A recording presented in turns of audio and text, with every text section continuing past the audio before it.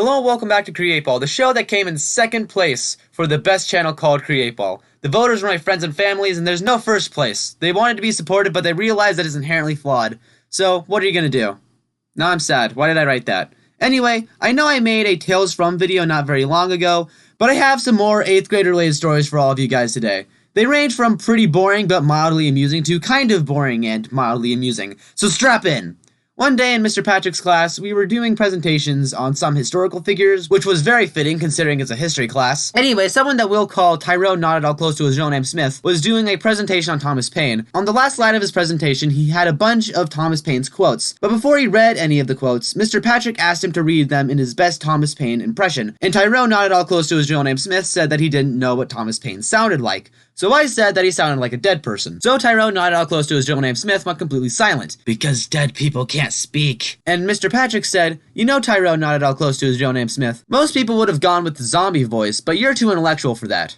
Then I chimed in with, "Yeah, but imitating the sound of rotting flesh would have also been acceptable." Then, like the true intellectual he is, Tyrone, not at all close to his real name Smith, said, "I don't even know who that is." He didn't know who the sound of rotting flesh was. Genius. Let's talk about Mrs. Brickroad for a second. So, in the other videos that I've mentioned Mrs. Brickroad, I've always talked about her teaching technology, but she also teaches art. In our class, every week, we have something called swaps, where you have to present an art thing you made at the end of each week. Some weeks we have an actual prompt, like your favorite animal and pencil, or something, but other weeks it's just whatever you want to do. She said that my first swap wasn't detailed enough, so I only got like a 70% on it. So for the next week, I drew this. And if that's not detailed enough, I don't know what would be. When I presented the drawing, a lot of people found it disturbing, and I really liked that reaction from people.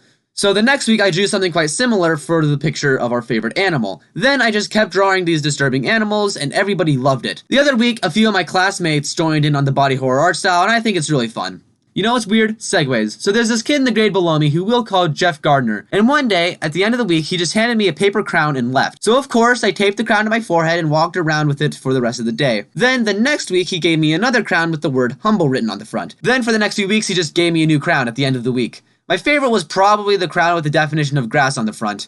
So you might wonder, Cree, where did you put all these crowns? Well, there's a stage in the back of our lunchroom, right? So I just taped all the crowns to one of the backstage walls to kind of spruce the place up a bit. But one day I came to put up my newest crown and all the old crowns were gone. What a calamity, I know. I found them sitting on a table about 3 feet away, so whoever took them down didn't really end the problem because I just put them straight back onto the wall. So there's someone in my class who we'll call Kansas, and one day she came to school and she was wearing one of those hospital masks. And Dankster says, "You know this isn't a Chinese airport, right?"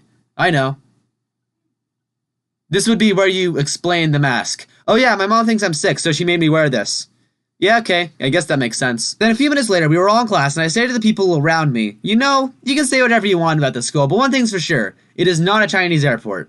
Then I hear Kansas from the other side of the room. "Shut up." She wore it for like 3 days, so you know I made the same joke like 12 times. And surprisingly, it didn't even get old until like the 3rd time I said it. You know, this seems like a lovely place to end the video. So if you liked it, then like, subscribe, maybe even ring the bell to be notified when the next video comes out. And until next time, don't die. I'll see you all later. Wait, what's happening? Alright. Okay, is it over? So this is new.